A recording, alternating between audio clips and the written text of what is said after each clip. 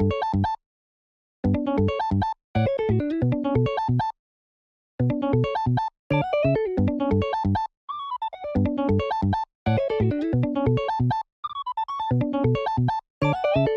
what's up, ladies and gentlemen? Good to see you. Happy official release date of OP04 Kingdoms of Intrigue. It has been a blast just testing out some of these decks so far, and I'm really excited to continue uploading some of these matches from locals, as well as just some, friendly matches that I've had with some good buddies of mine. But I did want to say that there was an announcement today from One Piece, and I think it's very important for people to know if they're going to tournaments like potentially the tournament tomorrow in Tennessee, in Knoxville. There is no lifting of the restrictions on red cards such as Radical Beam, Marco, as well as 9-cost Newgate. I think that this is a good thing for them to keep, but I also think it's bad in a way. I think it's bad because it limits, decks like Ace being able to play and, some other red decks that aren't, let's just say, as broken. So I do think that there's a little bit of work to be done there. And I think that overall, I know I'm going to have some people disagree with me, but I think that banning Edward Newgate, the leader, and then errataing Zoro so that Zoro has an errata that it's not plus 1,000 to everything, it's plus 1,000 to a certain archetype. Like, let's say, for example, Straw Hat Crew. I think that that would alleviate a lot of those issues, and then overall being able to bring back in those restricted cards to a full play set of 4.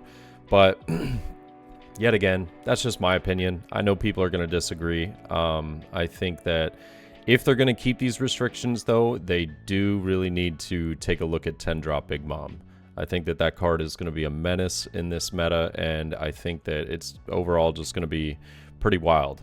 But these restrictions as a whole are pretty necessary, because otherwise some of these decks would just run rampant and it would be insane. Just because something else got stronger doesn't mean that that deck needs to come back as being overly strong in order to continue winning the meta.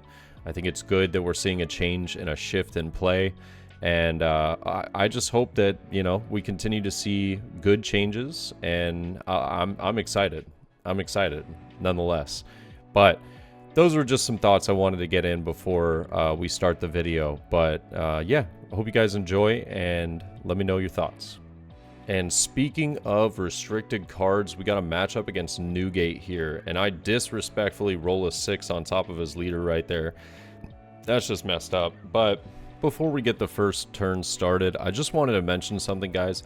I got a great friend of mine, Cobra Concept, who made these awesome Dawn cards that are so sick, honestly, and he's selling them for dirt cheap, like $15 for 10 Dawn cards, guys. Like, so cool. Like, he's just trying to get some really neat stuff out there for everyone to enjoy, and 15 bucks for some of these Hollow Dons are really sweet. I'm gonna link his stuff down below, but you can also check it out just by going to Cobra Concept on Instagram and checking out his shop on there. Okay, but I think he's also throwing in like one Dawn card for every other like individual leader card that somebody gets. So if you wanted to pick up a leader card, you also get a Dawn with it. So yeah, and if you're gonna give me shit for selling out, I'm not selling out. This is a friend of mine, all right? I've known this guy for like 6 years. I love him, all right? Buy his cards because they're super cool, and I got some too. But he plays Nami on turn 1 and whiffs. I am ecstatic about that. Now, I know that the screen is shaking a little bit. I do apologize about that, but I'm sitting at one of these tables that has 8 people, playing on it, and people are just now sitting down. Their knees are hitting the stuff underneath the table. It's becoming a whole thing where the camera's going to shake for just a few seconds. But we do pick up the Nami through the Buena search, and I just go ahead and reactivate that Dawn, going back up to 2. But we'll pass it over. Probably, more than likely, end up probably gonna see either, a Searcher here, and he does use Whitebeard Pirates, and then we might see another Search, and then like a 7k swing with lead. but he might just throw the 2 on there and then just go 8 at life as well. And usually first life for me is pretty free, but we'll see him pick up that 5 cost Marco. We will see an 8k to life. I'll just go ahead and take that. No need to, you know, sweat too much about the life in the early stages of the game. I usually like to get down to 2 anyways, so that Thunder Bagua does get some sort of value. But I am just going to use Brook into Nami because I know that the following turn he's only got 5 Dawn, so we won't be able to see like an Otama into Marco situation getting rid of the Nami. So I feel as though I will still be able to get some of that value with Nami using the card search. But 6k at life, yet again, don't know the matchup too well. I do decide to counter out of this one. I don't think it would have been too bad to go down to 2 here, but I like the play. It's fine to counter out of this. You know, I don't need the chopper in this matchup. And it's like, hey, whatever. You know, it's kind of a pretty free counter. And he's most likely, or more than likely, going to be swinging 7,000 the following turns anyways. So I'm all right with that. And now we've got choices here. We've got 6 Dawn, so we could do, you know, some plays here. But I do decide to go with the Nami search, bottom decking 2 sugars, which is a little bit unfortunate because they're actually really nice in this matchup against Rush Ace. But we will go 6 into life. We'll go another 6 into life, getting some of these vanillas out of hand, so that way he doesn't have as convenient of plays in the following turn. We also get a Marco out of that, so it makes me feel as though we're probably not going to see an Otama Marco, but choosing to swing 7 here because I want to get a guaranteed 2k. And then the Buena Festa is going to pick up some cards for us. We do end up seeing that 7 cost Luffy. I'll just go ahead and add that to hand because next turn I can play that. It makes him play around, you know, me potentially having that. And yeah, and who knows? I might not. I might just go, you know, 6 with Nami, 6 with Leader, 6 with Brook, and then play like a 5 cost Queen or a 5 cost Guild Tesoro or something like that. And so I like giving myself options, and I know the camera just got hit right there. You know, sometimes, like I said, these 8-person tables can be a lot of stuff going on, and I try and make sure that the camera is mounted as well as possible. But you know, if it's mounted to the table, it is what it is. I'd love to have a tripod to put my, you know, recording stuff on. But at the same time, like, it gets into a lot of people's ways. I'm not trying to be super inconvenient and have to sit on the corner every single time. So I try and be as, you know, conscientious as possible about other people trying to enjoy their games and not recording and stuff like that. So it is what it is. Sadly, got to deal with the camera movement occasionally, you know. It's either banging of the table or knees coming down. It is what it is, you know. 7,000 probably going into Nami here. Definitely want to save that for future searches though. So we're going to use Spider's Web if I had to take a guess. Yeah, I saw it in the beginning of my hand, so definitely want to save that. We'll see 7 into Brook. I don't think we save that. It's just a little bit of an overcommit if we're just dropping a 2k and a 1k for, you know, a card that we might even potentially not swing with the following turn. Being at 8 Dawn, it actually might be perfect since we picked up that guild to go ahead and run that. But he does play Luffy and then decides to just pass it over. Thought this was kind of interesting because he doesn't really have any threats for swinging with Luffy, at least not yet. Like when 10 drop comes down, I think that's like extremely relevant, you know. But I feel as though that was a free 2k counter that he could have gotten out of my hand on that turn. And yeah, I do swing 6 into the Marco. He does counter out with 1k. I'm just trying to pull resources from his hand. I don't really care too much that he could potentially have the 9 drop next turn. I'm feeling pretty good about where we are as a whole. So I'll just swing 6 into Marco again. Yet again, just trying to pull resources from his hand. I'm not trying to go into life and give him, you know, free cards that he would most likely take otherwise. But he does let the Marco go here. I'm pretty happy about that. And I guess that maybe makes sense why he didn't swing with the Luffy. Because I guess maybe he didn't think that he could defend it well enough. But yeah, he might just have like a lot of events in hand. but we will see the Ezo search coming down. Looking at that top 5, and let's see, what does he end up getting off this first? Another whiff. Oh, I forgot. He whiffed like 3 times this game. It was like 2 or 3 times. It was kind of crazy. I was blown away by it. But he does use Ezo yet again. Looking at some of the cards, and if I remember correctly, I think he actually takes, yeah, Whitebeard Pirates to search again. To search again. That's brutal. Like, so he's not finding the cards he's really looking for, and to be fair, I'm not really sure what he was looking for. But now I know that he has an ace in hand. He can't play it, so it's more or less like a dead card in hand at the moment. And that makes me feel as though I might have like a really good chance of going for KO. Not the next turn, but the turn after, once I play 10-drop Doflamingo.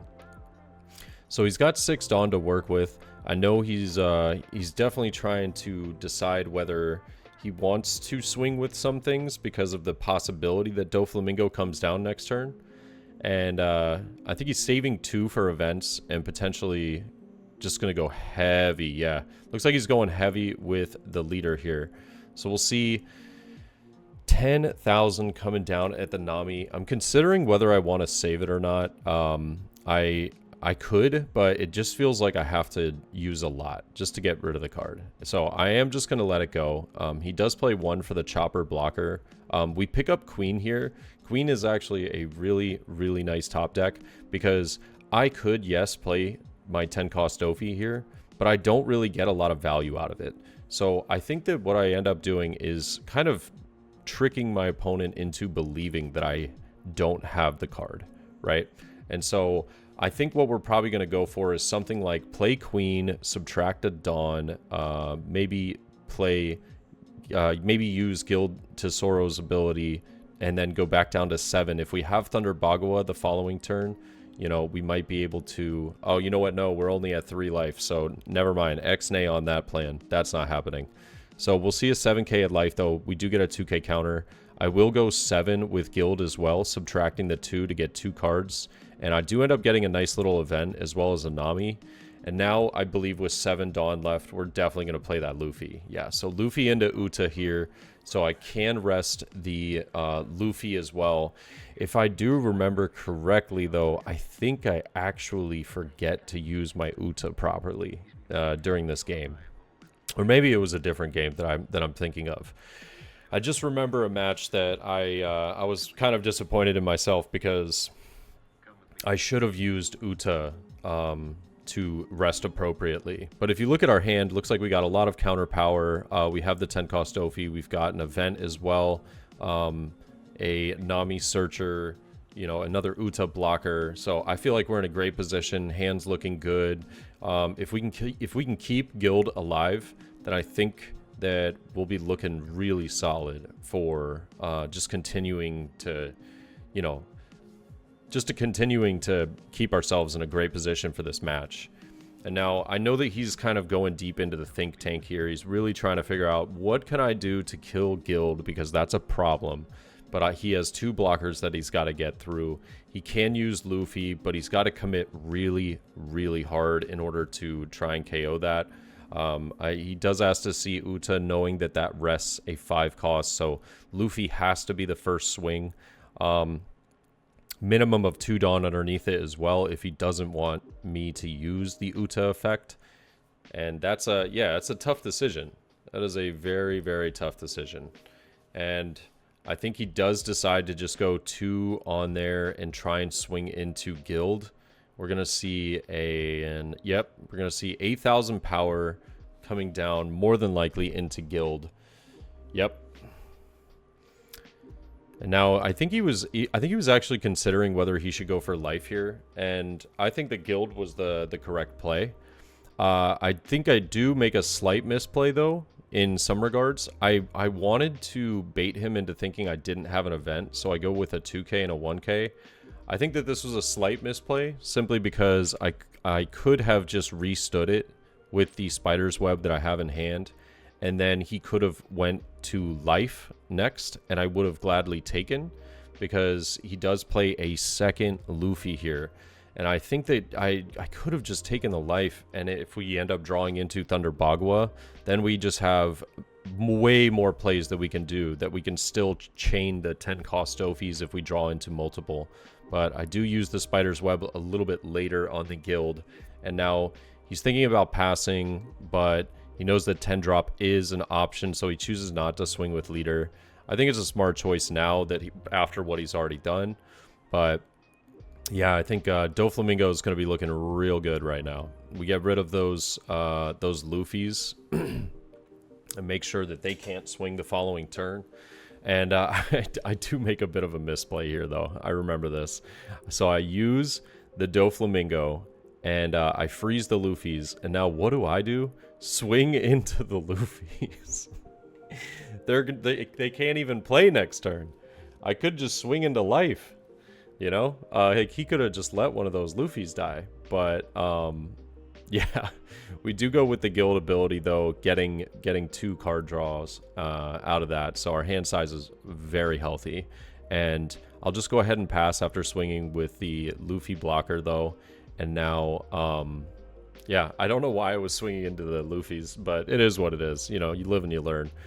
I think that he did end up saving them, so I guess arguably it was kind of null, like it didn't really matter at the end of the day, but I still think it was sort of relevant to a degree.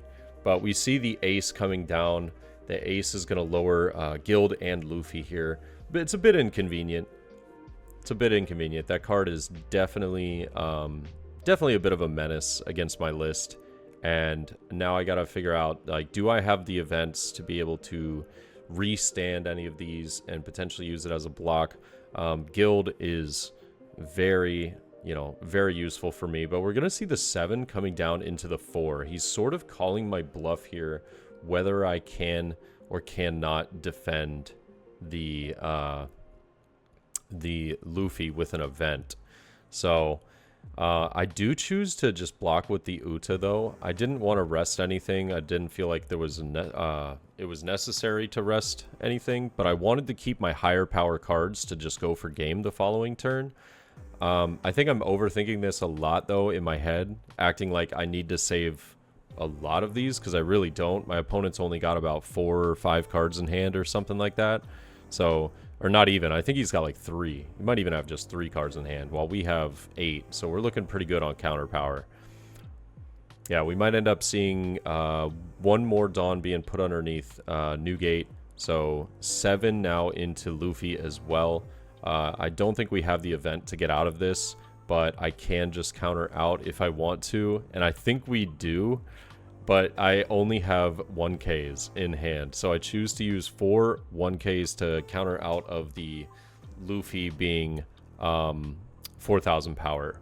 And now he does play the Chopper, has 1 Dawn left, but only 2 cards in hand.